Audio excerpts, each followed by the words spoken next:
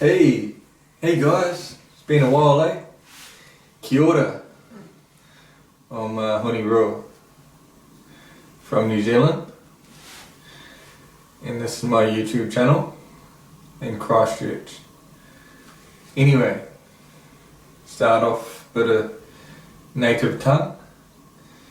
Ko, Mount Somers, Tukumanga. Ko, Ellesmere, Tuku Awa. Ko, Infantry, Tumatoinga, Tuku Hapu. Ko, Ngāti Tumatoinga, Uka Iwi. Ko, Tumatoinga, Tuku Tangata. Now what that means in English is Mount Somers is my mountain, Ellesmere River is my river, Infantry New Zealand Army is my sub-tribe, the New Zealand Army are my people, and Tumatoinga, the Maori god of war, is my ancestor.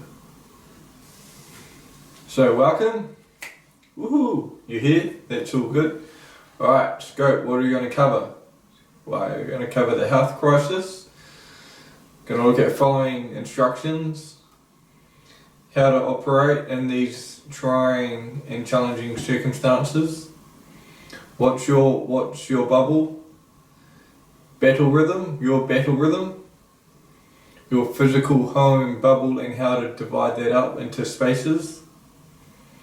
Conflict solutions while at home with your people in your bubble, and also creating response drills to ill health. So the health crisis, COVID-19, 2020, it's pretty bad, eh? But we're following instructions. We're at a national emergency, and yes, it's bad, but that's all good. For those that are military or ex-military, you're probably going to treat this like a deployment, which is a good drill to treat it as such, because we are all deployed, but we're deployed in home. Or if we're working, doing army work, then we'll be doing that. We need to follow the instructions and the guidance from the appropriate people, such as the Prime Minister, such as her police, and her New Zealand Army as well. We also need to follow the instructions given from COVID-19 national disaster information given to us via either text messaging or the news or the radio. We need to follow all those instructions precisely. No leeway, we need to follow them and obey the orders.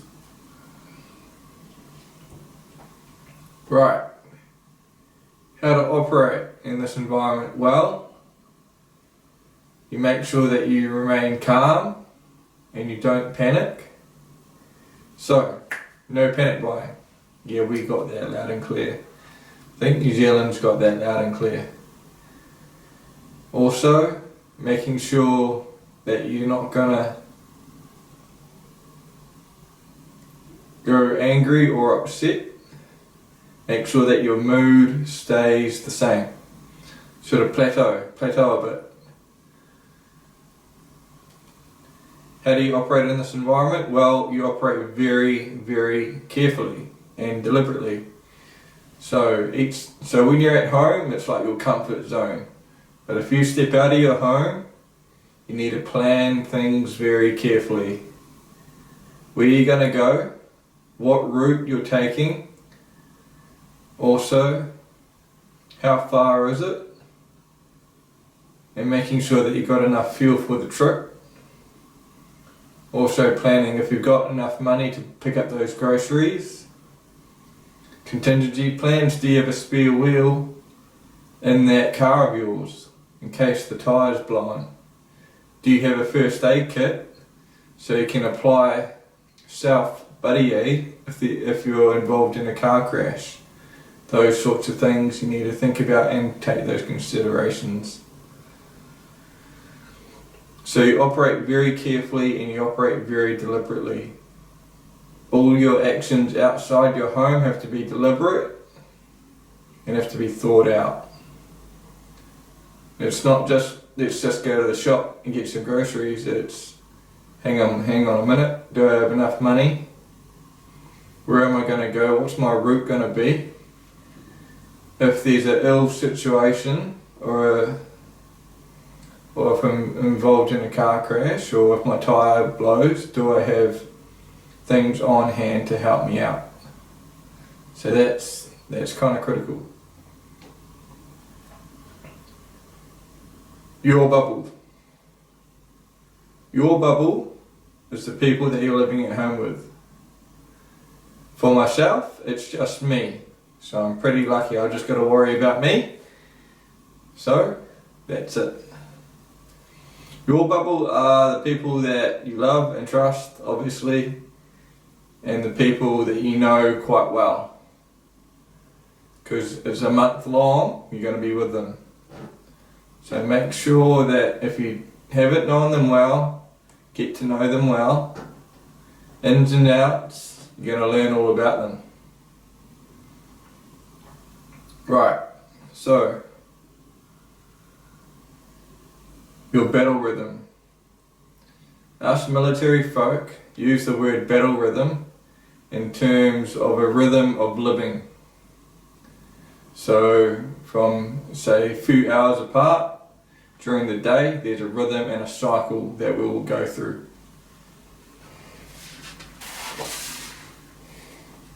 Sometimes it's called a routine. Sometimes a battle rhythm can be 3 or 4 days put together, where it might be working hard, then resting, and then preparing, and then working, for example.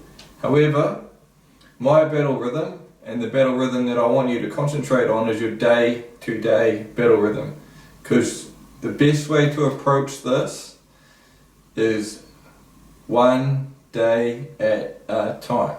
That's the best way to approach it, guys. Alright? Just like being on selection, carrying those big packs, one day at a time. Alright, so I'm just going to share with you my battle rhythm with various activities and timings throughout the day. It is a little bit strict, but however, it's for something for me to work off. It's just a plan, it's a broad plan, and I can stick to the timings on it, and it's going to help me throughout my day. It's also going to take away some anxiety, it's also going to take away some stress, because I know what I'm doing or what I'm supposed to be doing, and it gives me room to work from the morning through to the evening, and I'm not going to get stressed out. What do I do? What if I'm bored? Could have written it up. Alright, so my battle rhythm day to day looks something like this. Wake up in the morning. First thing I'm going to do, I'm going to see what's happening on the news. I want more information, and I want information about the COVID-19 natural disaster that we're all in. So that's my first port of call. News, information, debrief from whatever channel I watch.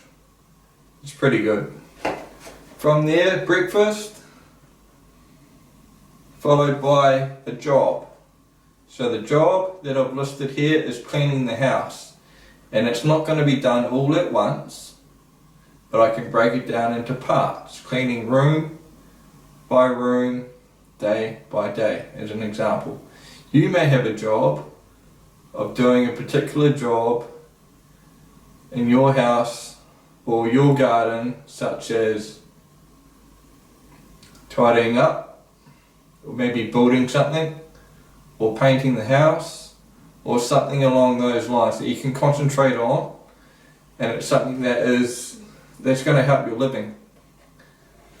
Once I've tidied my house, I have a bit of chill out time, check my social media, see what everyone else is doing, have a bit of chill time, and then I make sure that I'm physically active.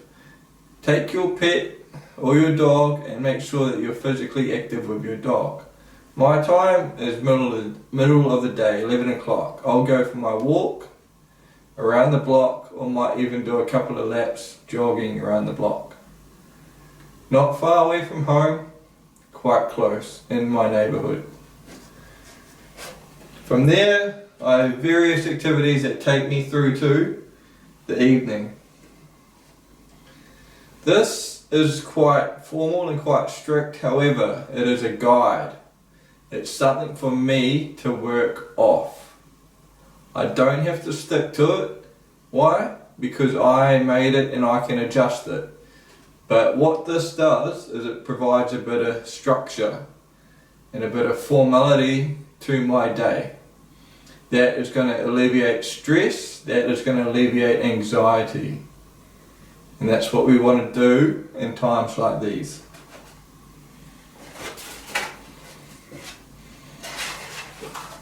And remember, don't forget that bloody coffee in the morning.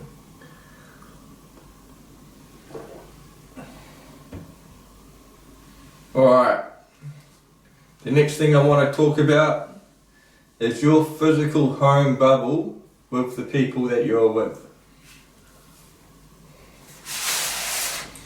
What you need to do in your group, in your bubble group, is this is going to help you alleviate a little bit of stress and give everyone a bit of space in the home. So what you need to do is you need to zone your home. What this means is you're going to divide your home up into spaces. Alright?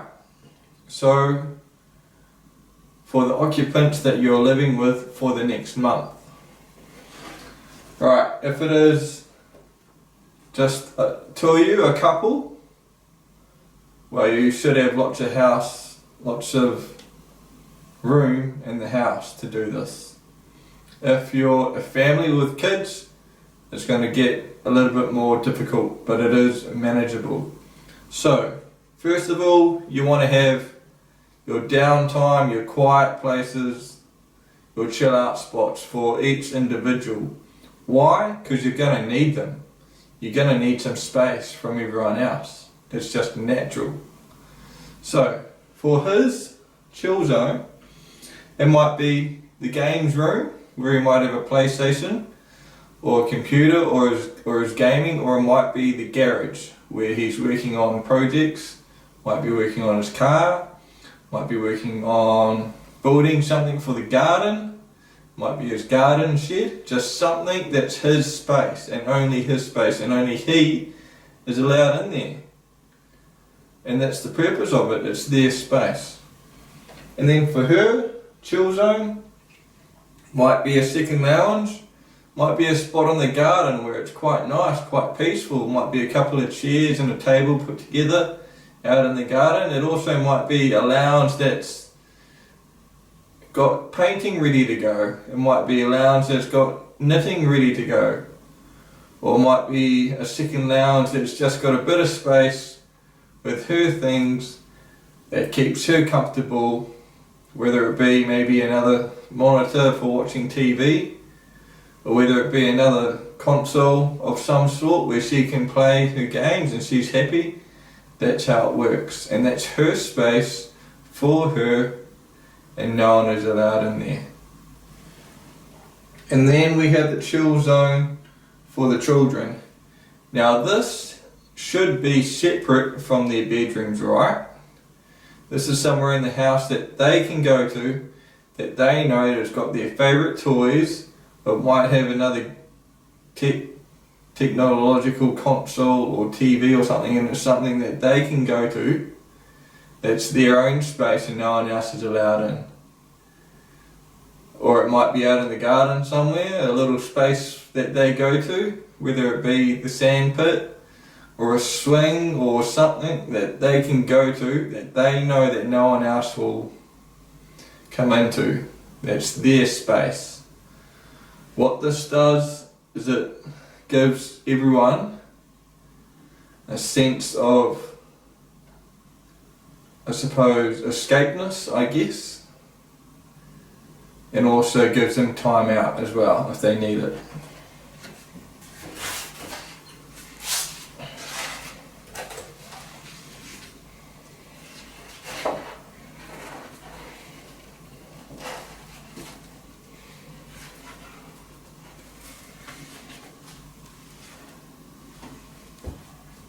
So also with your space in your house, you've obviously got your kitchen, your toilets and your bathroom. That's all good.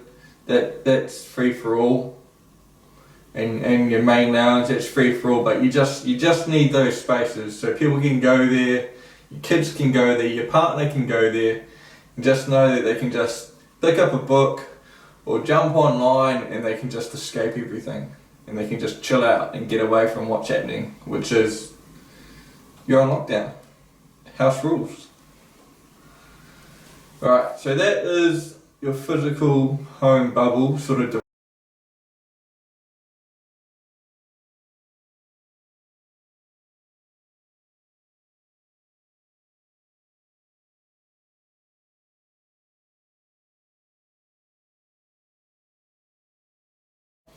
And that's going to probably take a bit of anxiety away.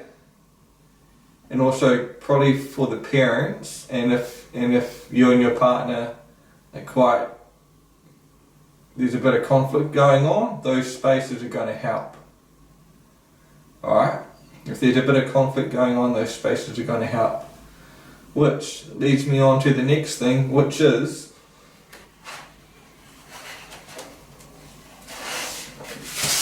conflict resolution. So you may have a conflict in your home, whether between you and your partner, you and your flatmate, you and your kids. What you need to create is one zone in the house that is conflict free. Conflict free. Alright? It needs to be conflict free. So you walk into that room or you walk into that space and there's no conflict, it stops. And it's just downtime, alright? You need to create that type of space. Why? You're going to need it. Seriously, you're going to need a conflict-free zone. So, for example, it could be your spare guest room that has a desk and maybe a TV. And you can walk in there and you can just chill. You know that you can chill. And no one else can walk in there and start arguing or fighting with you. Alright? They know you're in the conflict-free zone. They know to leave you the hell alone. And then you just sit there, you just chill. Or if you need to have a cry, you have a cry.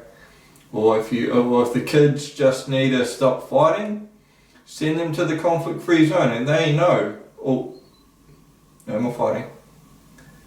Or if you and your partner are fighting or disagreeing, why don't you go to the conflict-free zone? It could be a spare room, it could be a lounge, it could be a little office that's not used, as long as you have that. And that's going to take away a lot of the anxiety if there are conflicts in the home. You know that there's a place to go to where no one's going to barrage you, no one's going to do anything untoward, and you know that it's safe. You know that you can go there and it's going to be okay. You're also going to have to put a conflict resolution together with your bubble. So, get everyone together earlier on in this set piece. work out a plan. Conflict resolution. What do we do if there's a major conflict? What if there's a massive disagreement between all parties? How do we solve it?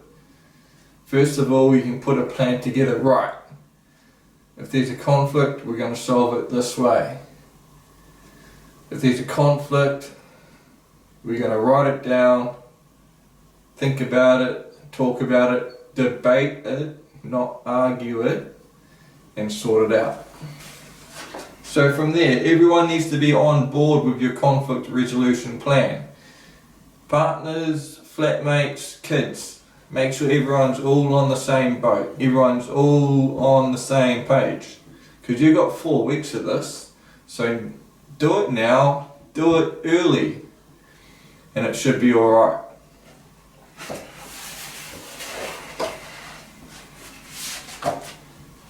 So that is about conflict.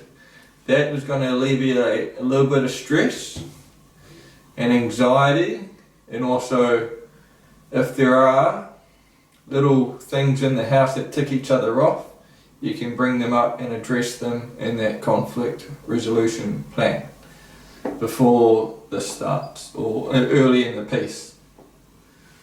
Alright, also really good for kids because they can be part of the plan and they can feel involved, even if they might bring up something that their parents that they don't like, and they can bring that up then. So everyone feels involved with that, with the discussion. Alright, so that is conflict solutions. Also, what you need to do in your household, in your bubble, is you need to realise that possibly someone might get ill.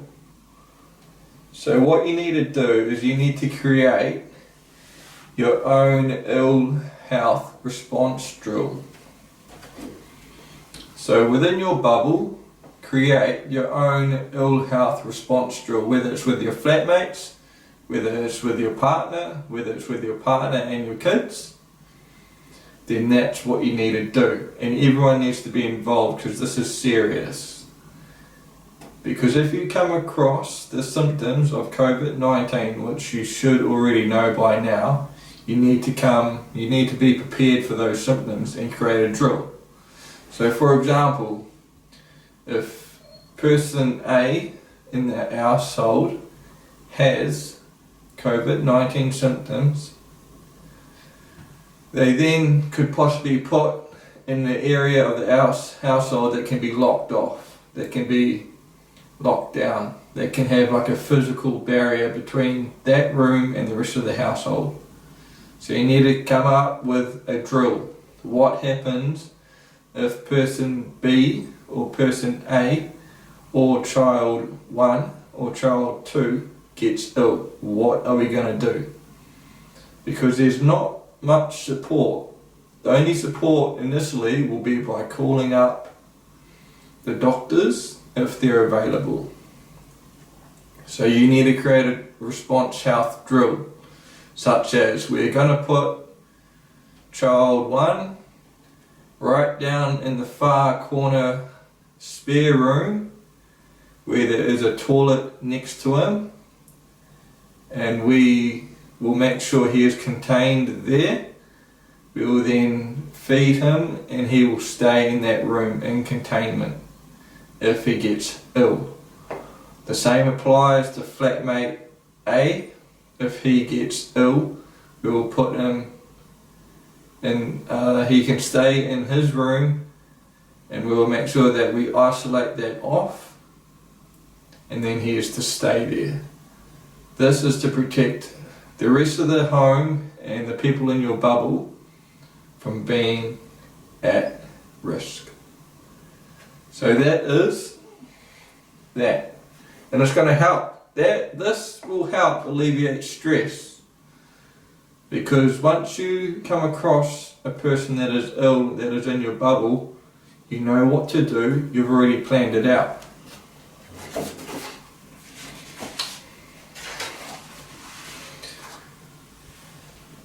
Also, something that is worth considering, though not an option for maybe some, but for most of us, is physical exercise.